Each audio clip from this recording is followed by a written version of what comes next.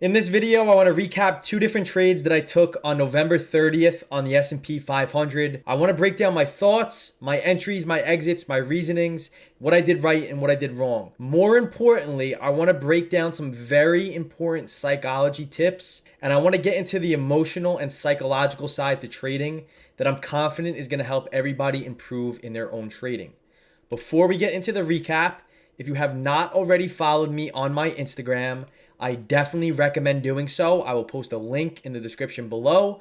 I post daily trading recaps along with really good tricks and tips that you're not going to find anywhere else.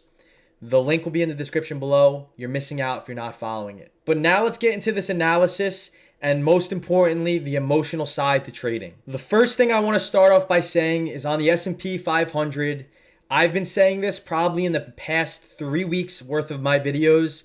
I've been saying how balanced the market is. We're in a very tight range, and a large continuation move will come once we are outside of this balanced range. You have to understand the auction of the market.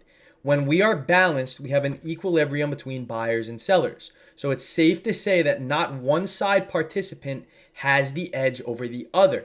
In balanced conditions, there are two things you could do. You could either short the highs and buy the lows, or play a break out of balance, speculating we're going to see continuation. With this being said, let's go over the pre-market plan. I post these every single day in the Discord. There are no alerts in my Discord. I post my plans and my thought process on a daily basis. I don't hold anybody's hands, and I provide my own thoughts and my own feedback on trades that I am personally looking at or potentially taking. So on the S&P 500, I posted this about 2.5 hours before the market even opened. I said my key level is 3970 for today, which is this red line right here. Scenario number one was if we can open above this or find support above 3970, I'm interested in longs targeting 3994, which is this supply level up here.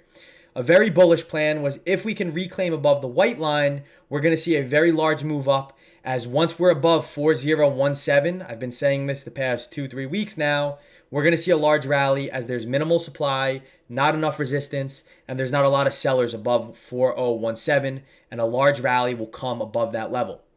The second scenario was a downside plan. I always have a bullish, bearish scenario, and in my honest opinion, it's vital to have if and then statements for your own plans. The best analysis will always be your own analysis. And in my opinion, you come up with your levels of interest just like this, and then come up with if and then scenarios. If we find buyers here and the market reacts, then we're going to play long targeting this level. Or if we fail to find buyers here and there's selling pressure heavy below 3907, then I'm going to play short targeting the demand zone lower. If this happens, then this is possible going to be the next outcome. In my opinion, that's the best way to trade. It's what I have success with. It's not saying, okay, we're coming to 3944. I'm going to play long automatically. You don't know what the market's going to do. You have to react to the information that it presents. So scenario number two was a bearish plan. To the downside, we had 3944 demand. It bounced yesterday, and this level also has been bouncing probably about 6 or 7 other times that we've tested it. This is a 30-minute chart. And ever since November 18th, this was 2 weeks ago, every single time we came into 3940, we bounced once, bounced twice, bounced 3 times, right? Fast forward now, bounced a 4th time, bounced a 5th time today, and we got that very large rally today. So zooming out, this is obviously a very important level that every time the market tests it, buyers prove to be there. When you see something like this in the market, it's obviously a key inflection point that you want to keep your eyes on. If we have the same reaction here and buyers bounce off this level, then we're going to see a large rally, especially when we come above our upper balance range at 4018. Again, if and then scenarios. So scenario two was if we open below 3970, I am interested in looking for ways to play short targeting the 3944 demand zone. So essentially was if we could open below 3970 or this level acts as resistance, I'm open to playing short targeting this 3944 demand zone below. So this is where my first setup came into play. It was a $2,700 win on the E-mini S&P 500 futures, a short position. And this really wasn't a great setup. It worked out, but it wasn't the conditions that I want to trade in. So essentially, I took the market short around 9:36 Eastern, and it was a $2,700 profit. The reason for this trade was the market opened up, and look what we did. Right according to my plan, with the level that I was watching, we came into 3970 and we found resistance, and the market started moving lower. On the tape, what we're going to see is very aggressive buying into this level. A large offer still stood there and some trapped buyers near the high. If the market comes down off of this analysis, especially with the context off of the chart, in my opinion, you need to put the two together. It's like peanut butter and jelly. You need to have context off the chart and then confirm the setups off the tape. If you can't push the buy and sell button for yourself and you need somebody else to tell you when to get in or when to get out, trading will never work for you and you're just setting yourself up for failure. The best way to learn is to get thrown in the middle of the battlefield with the proper guideline, know what to do, know what not to do, and figure it out yourself. Or think about it this way. I could teach you how to drive. I could teach you what turns to make. I could teach you where to go and what to expect. But along the road, there's going to be detours. There's going to be roadblocks. There's going to be roads that are not, in the map that I just gave you. And it's your job as a driver to figure out where to go and how to get to that end destination. But if you need somebody else to validate it for you, you're setting yourself up for failure. And that's not the right way to learn. And that's not the right way to grow as a trader. So essentially selling very, very heavy, as you can see from this replay, off of that 3970 level. And then this is when I took the market long, when I saw the selling at 937, when it looked like this. My stop loss was above the high. I got in around 3963, risking 3970. So it was about a 7-point risk for a 20-point reward, targeting 3944 demand. So now the market continues to sell off. We rejected that 3970 level perfectly. We're putting in lower lows. We're putting in lower highs. We get a dump down. And in the intraday commentary tab, this is where I update my thoughts throughout the day. As I was in this trade, I was explaining to members of the community where my stop loss was and my thoughts as I was in this setup, so you all can learn why I do certain things in real time. So my original stop loss was 3970, but what I did is I boosted my stop loss lower once we broke the low a day like this and saw a lower wick. What I did is I lowered my stop loss now to 3965, that if we did break the low and started reversing, 3965 would have kind of invalidated my original thesis and would have made my 3944 target less likely for hitting. So as the market was moving in my favor, due to the choppy conditions and due to a very heavy economic day on November 30th, a lot of major news articles coming out, I was okay with playing very defensive and boosting my stop loss to about break even, or a 2-point loss in this case, as the market was moving in my favor. Then we get a move up, my stop loss at 3965, which is right here. Never triggered. I still have a reason to be in this trade. And then the market at this point in the first hour, I'm not going to call it frustrating or annoying, because the market's never annoying to me. It provides different variables on a daily basis. But it was very difficult to sit in this setup, especially with a quick scalp intention that I had, while every single low a day was breaking, but there was no continuation, there was no follow through, and there's no momentum. So if you're scalping, you want to see momentum. You don't want to see a lack of momentum or a lack of volatility, because that's just going to make your analysis less likely to trigger. So every time we broke the low, there wasn't any downside continuation, and there was basically a stall in price, meaning break the low, we bounce up. Break the low, we bounce up. And then at 11:06, I said I'm looking to cover down here at 3950. I am not interested in holding this anymore. What it looks like on bookmap, as you could tell, every single time we broke the low, there was aggressive selling that came into the market, but it lacked continuation. We could see a low right here. We could see a low right here. We could see a low right here. And then this was like the 4th or 5th final time. And then we saw a large lower wick. And then the reaction out of that was aggressive buying. As soon as I see this aggressive buying, I cover my position, and this is when I got all out for a $2,700 win. So now this is where the second trade becomes very interesting, because I did not mean to get into this setup. Remember how I said I was short earlier and my stop loss was above the high at 3970?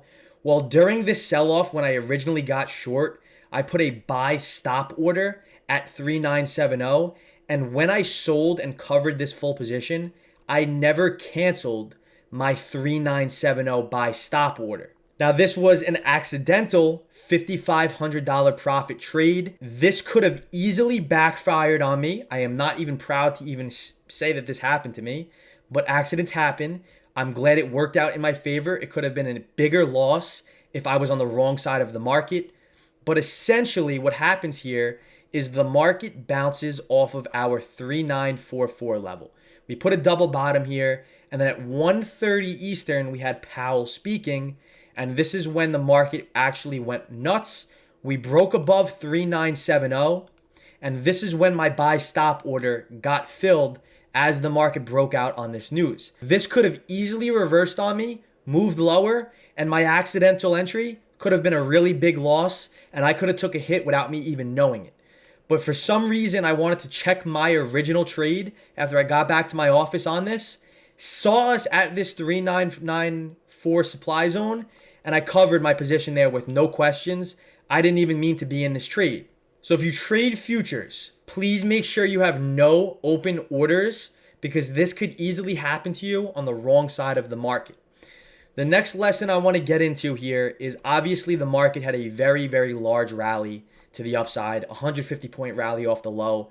We finally saw volatility come into the market, obviously with the help of Powell. But the importance of trading is to play your levels. It's a two-step process. Number one, you come up with your levels of interest. And number two, you see how, what, and why the market may react or may not react at your levels of interest. When we get points 1 and 2 confirming with each other and they conform, that's when we get a valid trade to put on. So the point I'm trying to make here is be patient for your levels to trigger. Maybe you don't trade 1 day or 2 days a week. Inside of this balance range that I've been posting about, I've taken probably 3 or 4 trades in a 2-week period inside of this range. I've been very picky because I know what I make the most amount of money on and how I do it. Inside of a trading range, I don't take the best setups and I tend to force setups. Same with a lot of members in my community. I got a lot of messages today saying I waited all week for this setup. It triggered, I executed flawlessly, and I made a lot of money in one single day. And the money that I made today outweighed the past 2-3 days of not taking any single trades. So if you remember from the pre-market plan, and I've been posting these every single day this week, if we can get above 4017, we are going to see a rally into 4050 high. This is a bullish scenario, especially above 3970, which is this red line. It was the same scenario on Tuesday. For upside prices, we have to get above this little pink box over here. Once we could get above it and strong buying, I'm interested in longs, and I expect 4050 to trade. That was on Tuesday. And then on Monday, scenario number 1, if we can hold above 4018, I view it as a bullish scenario, and the market's going to gravitate to 4050. This could be used as a target for longs, and once we're successful above 4050, 4096 will trade. There was minimal resistance above 4050 that there was not much stopping a rally into 4096, which we actually hit in the overnight session when the market closed. So those are our levels of interest, and we wait to see how the market reacts. Now, the problem with this is I would not have taken this breakout to the upside, and I'm going to tell you why. I would not have been in this trade long if my buy stop order did not get filled. Now, the reason for this was, number one, it was off of news with Powell, and it's a gamble in my opinion. It's 50-50, it could go either way, and it's not really a process that you could always repeat for trend continuation. Scalping, it's a little different. So the market essentially breaks above our 3970 area, and we come into our 3944 supply target. This was our target for longs, and this is when I sold that long when I found that I was in this trade. Then the market pulls back temporarily and starts moving up. In my opinion, this move happened too fast that you would not have been able to react in such a fast manner that you could have market ordered in without the news really affecting you, that maybe you got a late entry up here. And if you got a late entry up here, it wouldn't be worth getting long with supply being so high. So if I didn't get long over here, I would not have entered on this rally. Now, the problem with that is then the market continuously moved up. We can look at this chart and review it in hindsight, say, okay, maybe we could have got long when we broke here, above here. It looks better in hindsight, as every single trade will. That's why it's important to do analysis in real time. But in my opinion, I did not see any optimal entry points on this rally that would have fit a proper risk to reward ratio that would have gave a high quality setup with high odds of working out. Now, if I longed it, let's just say right here, where was my stop loss? It would have to be about 30 points lower to the downside. And at this point, if I'm longing at 4,000, my target's going to be 40.50. So I'm risking 30, 35 points to only make 50 points. It just wouldn't make sense at that moment. Then the market continued to rally. And again, if I just longed it above 4017, the same scenario would have been valid. Now I'm in long around 4017 as that was the plan. But if I did get long up here, where would my stop loss have to be? Now my stop loss would probably have to be below 4,000 or below 3975, 3980 again. And at this point, as we keep moving up, my risk to reward keeps diminishing. It's getting smaller and smaller. And I can't afford to take setups if my risk to reward diminishes. Then we just keep moving up, we consolidate, and again, same thing. If we want to get long right here, where is our target? We know what happens after the fact. But in real time, there's not much stopping the market that if we reject 4050, that we see a crazy sell-off, right? Obviously, we get that rally and it's easy to put the analysis after the fact. But the market could have easily rejected 4050 if we got long right here at 4040. And we could have just entered a really shitty trade because we wanted to get into the market. And then same thing, we just keep rallying and rallying. So in my honest opinion, I'm sure some people are going to disagree and I'm sure some people are going to agree. That's the beautiful art with the market. There's no right way to trade. I can only explain how I view the market and how I take my own setups. But on this rally, in my opinion, you could have made money on it. You could have taken a nice setup. But in my opinion, it wasn't a high quality one because as the market started moving up without consolidating, it diminished our risk to reward as we moved up. Our target got closer and our risk got further away. You want to position yourself to make sure that the risk gets smaller and your target gets further away. That's how you're going to take the best setups and how you could afford to lose more often than you win, yet still be profitable. Now, another problem with this is a lot of people are going to see this rally. They're going to see the market moving. They're going to see other people making money. Oh, I just made 100 grand today. Oh, you should have followed my SPY alerts. And a lot of people are going to have FOMO now. Now, I'm sure a lot of you watching this are going to be like, man, I want to review this. I want to see how I could have entered this. Or I want to see what I did wrong on why I didn't enter this. If you have FOMO, you have the wrong approach. There will be other opportunities.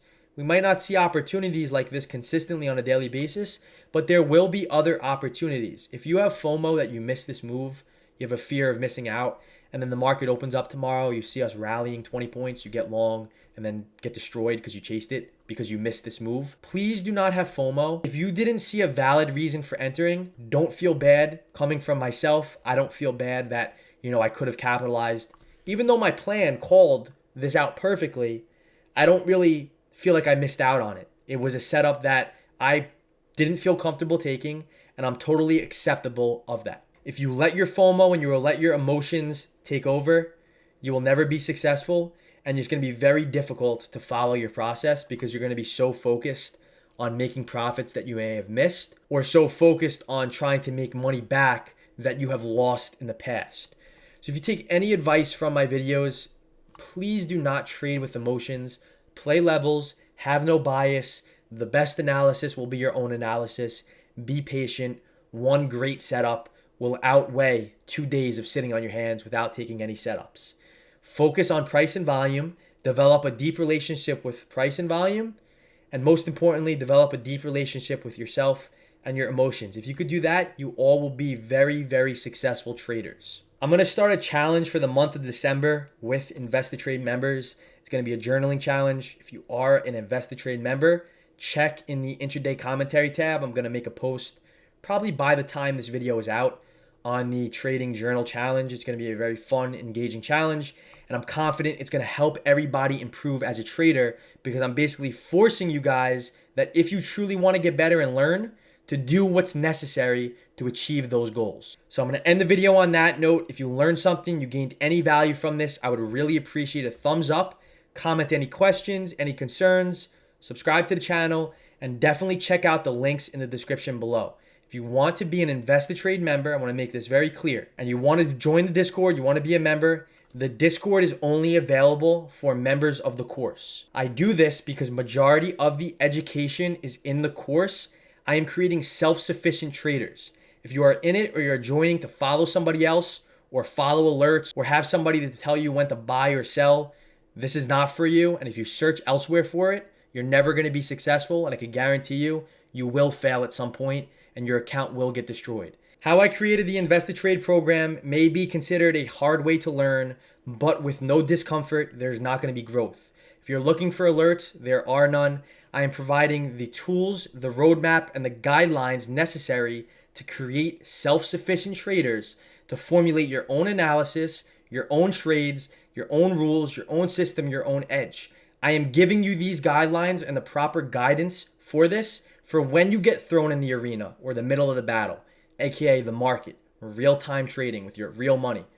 You are going to be set up and positioned with the proper tools to figure it out yourself and figure out how to win the battle in the long run. So that's how I'm going to end the video. Drop a like. Let me know if you have any questions. Peace out.